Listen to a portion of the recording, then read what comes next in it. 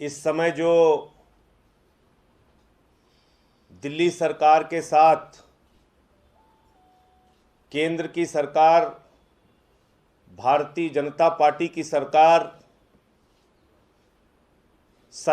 को खत्म करके एलजी का शासन लाने की कोशिश कर रही है, उसके बारे में आपसे बातचीत करना चाहूंगा। देश के सुप्रीम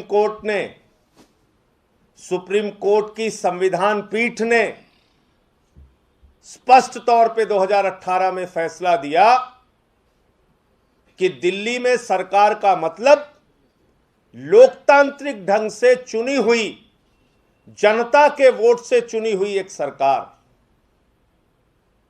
जिसका अगुवा दिल्ली का मुख्यमंत्री होगा, एलजी नहीं होगा। उस आदेश में माननीय सर्वोच्च न्यायालय ने कहा, संविधान पीठ ने कहा, 3 विषयों को छोड़कर पुलिस, पब्लिक ऑर्डर और जमीन, इन 3 विषयों को छोड़ के सारे अधिकार दिल्ली की चुनी हुई सरकार के पास, केजरीवाल सरकार के पास होंगे। और जब से यह फैसला आया, आपको याद होगा, दिल्ली के मुख्यमंत्री को मोहल्ला क्लिनिक पास कराने के लिए 9 दिन अपने कैबिनेट के साथ धरने पर बैठना पड़ा, एलजी के घर पर धरने पर बैठना पड़ा।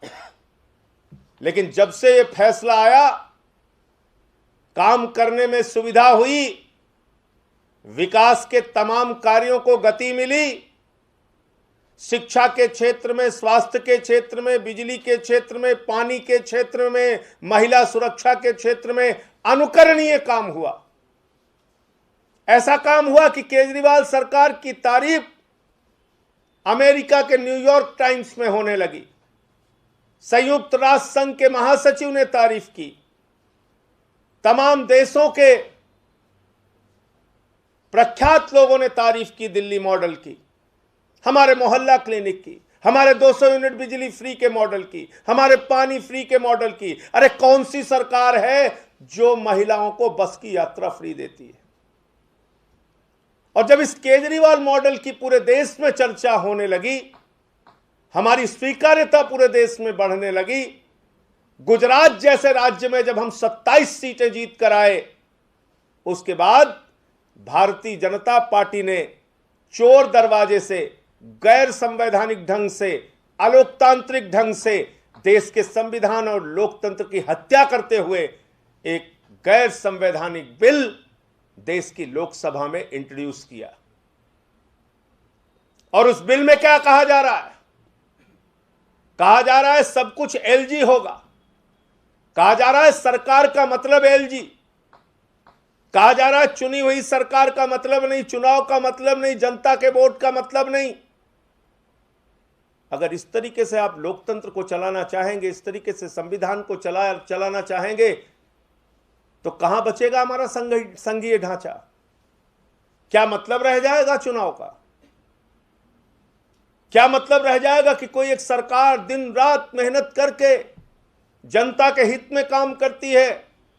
केंद्र की सरकार का मकसद होना चाहिए ऐसी सरकारों को प्रोत्साहन देना, लेकिन आप ऐसी सरकार का गला घोटने पे लगे हुए हैं, ऐसी सरकार के अधिकारों को खत्म करने में लगे हुए हैं। आप लाट साहब के डंडे से दिल्ली को चलाना चाहते हैं, तो आम आदमी पार्टी सड़क से लेकर संसद तक इस बिल का विरोध करेगी। और कल जब हमारे साथी इसका विरोध कर रहे थे, तो आपने देखा होगा आदित्यनाथ के राज में आम आदमी पार्टी के कार्यकर्ताओं को दौड़ा दौड़ा के मारा गया। एक हमारे सिख कार्यकर्ता हैं, माइनॉरिटी के प्रदेश उपाध्यक्ष प्रीतपाल सिंह सलोजा, उनकी पगड़ी पे लात मार के उनको गिरा दिया गया, लाठियों से बर्बरतापूर्वक पीटा गया। महिला की प्रदेश अध्यक्ष नीलम यादव, बर्बरतापूर्वक पीटा गया।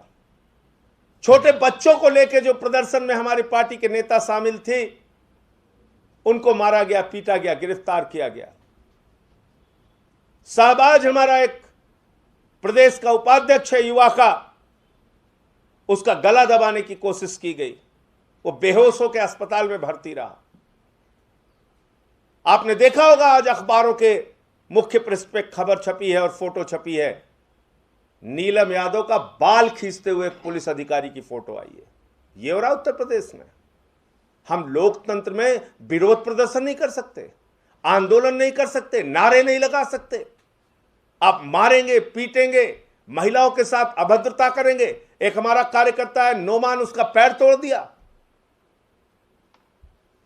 तो मुझे लगता है कि कल इसके विरोध में जंतर मंतर पर भी मुख्यमंत्री जी भी विरोध प्रदर्शन में उन्होंने भी हिस्सा लिया था। उत्तर प्रदेश के 75 जिलों में आंदोलन हुआ और कार्यकर्ताओं को लाठियों का सामना करना पड़ा, मुकदमों का सामना करना पड़ा। प्रयागराज में 25 हमारे कार्यकर्ताओं पे मुकदमा हो गया। इस तरीके से यूपी में बाबा जी का राज चल रहा है। कोई उनके सामने आवाज नहीं उठा सकता। नारे लगाना उत्तर प्रदेश की सड़कों पर जुर्म हो गया है। लेकिन मैं आदित्यनाथ जी आपको बताना चाहता हूं, याद रखिएगा, ये तस्वीरें, ये आपके पुलिसिया आतंक की तस्वीरें, ये जुल्म, ये जाति, ये लाठियां, ये मुकदमे, ये सब याद रखिएगा। उत्तर प्रदेश की जनता सब कुछ देख रही है और समय आने पर आपको अपने वोट की ताकत से जवाब देगी, क्योंकि लोकतंत्र के मालिक जनता है। लोकतंत्र लाठीशाही से नहीं चलता आदित्यनाथ जी, उसको लाठीशाही से चलाने की कोशिश मत कीजिए। लोकशाही जनता से चलती है, लाठीशाही से नहीं चलती।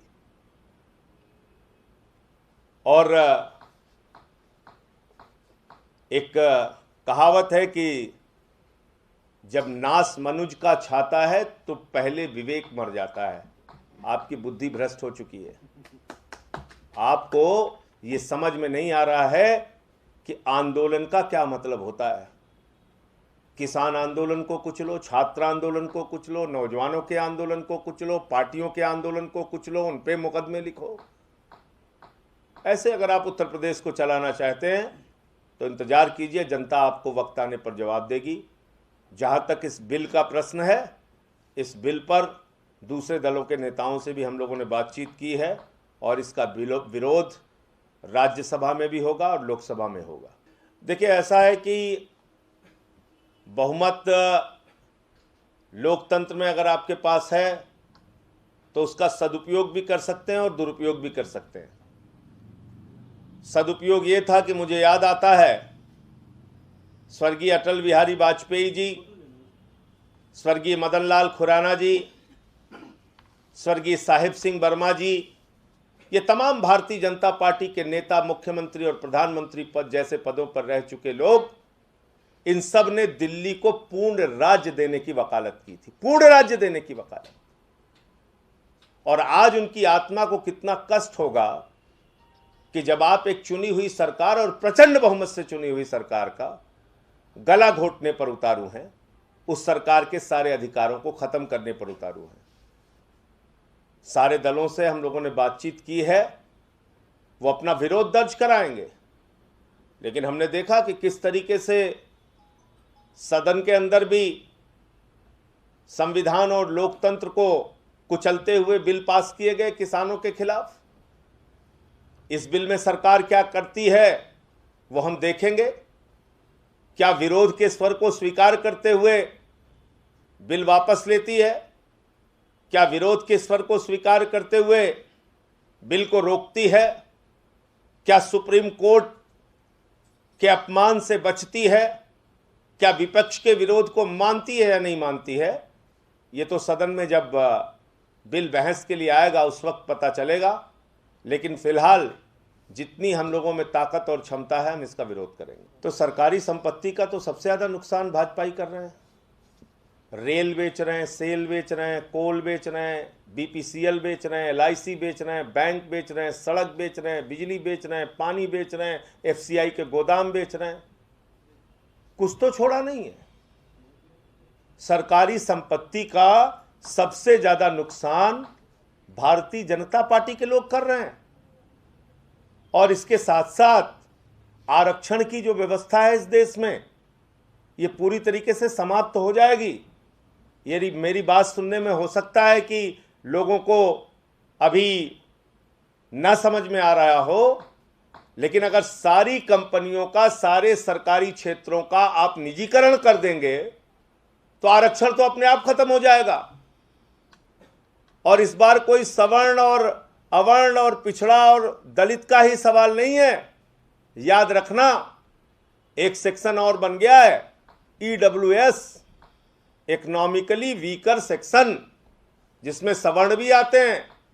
इसलिए न तेरा है न मेरा है, ये हिंदुस्तान सबका है, और नहीं समझी गई ये बात तो नुकसान सबका है। जब निजीकरण होगा तो ST का रिजर्वेशन, SC का रिजर्वेशन, OBC का रिजर्वेशन और सवर्ण तबके के लिए बनाया गया EWS का रिजर्वेशन अपने आप खत्म हो जाएगा। तो जो इस सरकार की मानसिकता और विचारधारा है, सब कुछ पूंजीपतियों को बेच दो, पूरा हिंदुस्तान बेच दो, उसके तहत ये सरकार काम कर रही है। उसके बारे में देखिए, अभी तो पहले पूरी कोशिश होगी कि संसद में ये बिल रोका जाए, और ये अलोकतांत्रिक है, गैर संवैधानिक है, और सुप्रीम कोर्ट की संविधान पीठ के भी खिलाफ है। अगर सरकार पूरी तरह से तानाशाही पे ही उतारू है तो उसके बारे में पार्टी फिर आगे की रणनीति बनाएगी, क्या करना है उसको। लेकिन अभी फ़िलहाल का प्रयास हमारा यही है कि हम लोग जो है वो कोशिश करके और इस बिल को राज्यसभा लोकसभा में रोकने का प्रयास करें। अगर आपको हमारे वीडियोस पसंद आए तो प्लीज़ लाइक करें, सब्सक्राइब करें और शेयर करें।